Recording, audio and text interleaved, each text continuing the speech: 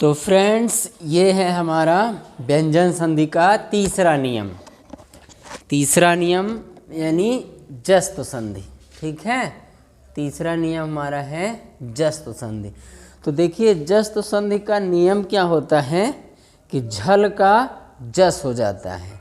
झल का मतलब है कि झल एक प्रत्याहार है, तो झल प्रत्याहार के अंतर्गत वर्गों के पहले, दूसरे, तीसरे और चौथे वर्ण आते हैं और इसके साथ साथ ही ऊष्म व्यंजन आते हैं। ठीक है, तो झल प्रत्याहार के अंतर्गत वर्गों के पहले, दूसरे, तीसरे और चौथे वर्ण आते हैं और इसके साथ साथ ऊष्म व्यंजन भी आते हैं।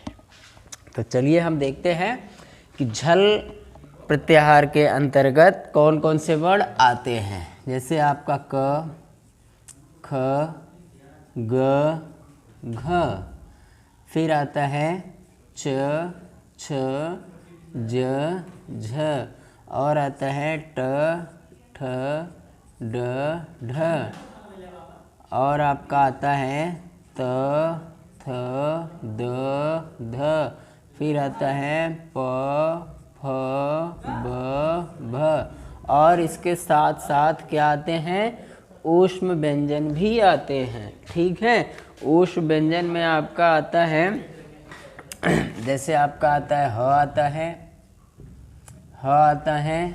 ठीक है, ऊष्म व्यंजन में आपका ह आता है और श आता है और श आता है और स आता है।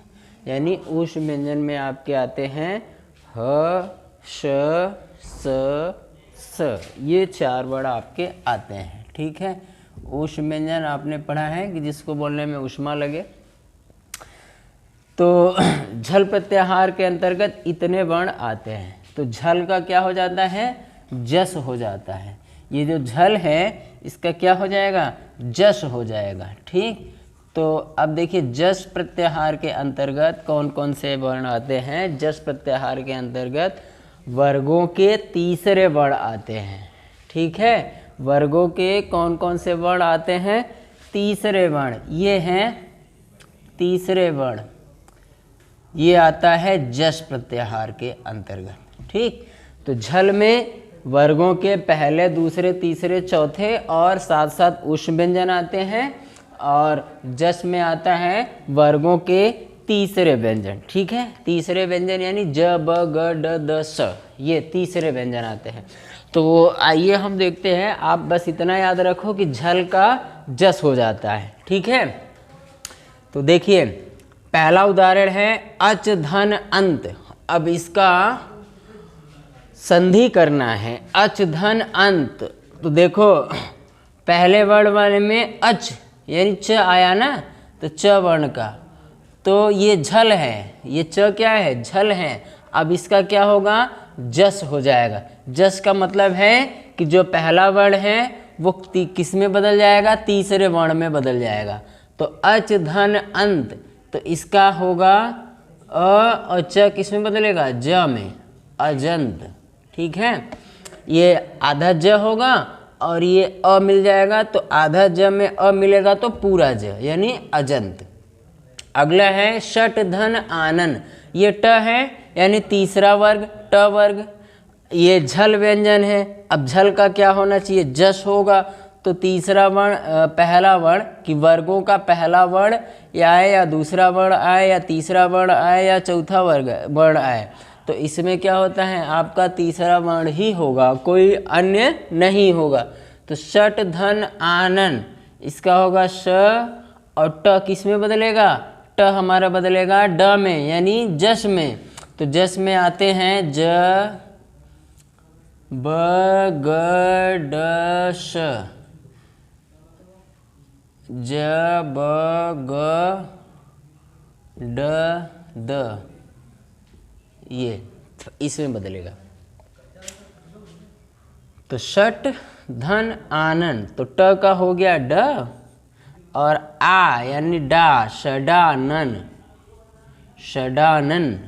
सुप, धन, ईस, तो सुप, तो सु और प का क्या होगा, ब हो जाएगा ठीक है, तीसरे वर्ण में चेंज होगा ना।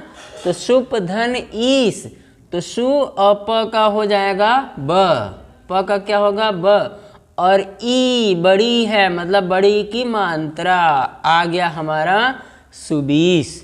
सुप धन ईस बराबर सुबीस। अगला है वाक धन अत्र, तो क यानी झल व्यंजन है और क किस में चेंज होगा, जश में चेंज होगा। तो जश में देखिए क यानी पहला वर्ग हमारा तीसरे वर्ण में, क का क्या होगा ग हो जाएगा। तो वाक धन अत्र यानी वा और क हमारा हो गया ग, क किस में चेंज हो गया ग में, और अत्र यानी वागत्र, ये हो गया हमारा वागत्र। तो आधा ग होगा और इसमें अ मिलेगा तो ये पूरा पूरा बन जाएगा, ठीक है, वागत्र। अगला है कृत धन अंत, तो क्री और त किस में चेंज होगा द में बदलेगा, तो क्री द, ये आधा द बनेगा ना, और ये अ है तो अ इसमें मिलेगा तो ये पूरा द यानी कृदंत। कृत धन अंत बराबर कृदंत। अप धन ज, अप धन ज, तो अ और प किस में, देखिए प किस में ब में, और यहाँ है ज, ठीक, इसमें कोई भी स्वर वर्ण नहीं है। स्वर वर्ण न होने के कारण ये प का हो जाएगा ब यानी आधा ब, ठीक, ये आधा हो जाएगा क्योंकि यहाँ अ था तो आधा जो था यानी आधा द था वो पूरा हो गया। यहाँ अ तो है नहीं, ना तो ई है ना तो आ है ना, ना तो ओ है, तो स्वर न होने के कारण ये जो तीसरा वर्ण है वो आधा लिखा जाएगा, यानी प का क्या हो जाएगा आधा प का हो जाएगा आधा ब। तो अब्ज, युद्ध, युद्ध, ठीक।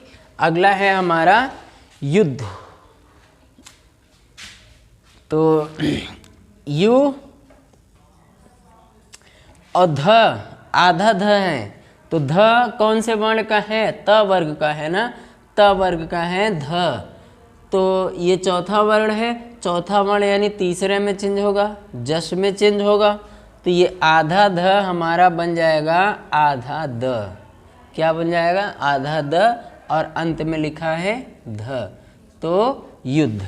या तो ऐसे लिखें या तो हम युद्ध ऐसे लिखते हैं, ये युद्ध, ठीक। अगला है हमारा लब्ध, ल आधा भ, और लिखेंगे ल आधा भ है, तो भ कौन से वर्ग का है प फ ब भ, प वर्ग का है, तो प वर्ग यानी तीसरे में जश में चेंज होगा, तो प किस में चेंज हो जाएगा ब में, फ भी ब में, और भ भी हमारा किस में चेंज होगा ब में चेंज हो जाएगा। तो ये है भ, तो ल आधा भ है तो आधा ब, और फिर ध हमारा बन गया लब्ध। लभ प्लस ध बराबर लब्ध। अगला है शुद्ध, शुद्ध प्लस ध, शुद्ध प्लस ध, तो शु और आधा ध है तो ध ये है त वर्ग का है, तो ध किस में चेंज होएगा द में चेंज होगा, आधा द और ध है तो हम लिखेंगे शुद्ध, क्या लिखेंगे शुद्ध। फिर दूध, दूध ह, देखो ह किस में आ रहा है हमारा क वर्ग में आ रहा है, क वर्ग में है ना, तो ह का क्या हो, देखिए जो हमारा उष् व्यंजन है कि स ह, तो ह क वर्ग में और श च वर्ग में, स ट वर्ग में और स त वर्ग में, ठीक, ये आपको ध्यान रखना है। तो पहले ह है तो ह किस में क वर्ग में चेंज होगा मतलब ग हो जाएगा, तो दुह प्लस ध यानी दु, आधा ह है मतलब आधा ग और फिर ध, बन गया हमारा दुग्ध। क्रुद्ध, तो क्रू आधा ध है, आधा ध, तो ध किस में आ रहा है त वर्ग में, तो ध का हो जाएगा द, और फिर लिखेंगे ध यानी क्रुद्ध। ऐसे या तो आप ऐसे लिखो क्रुद्ध कि क्रू और द में ध हो गया क्रुद्ध।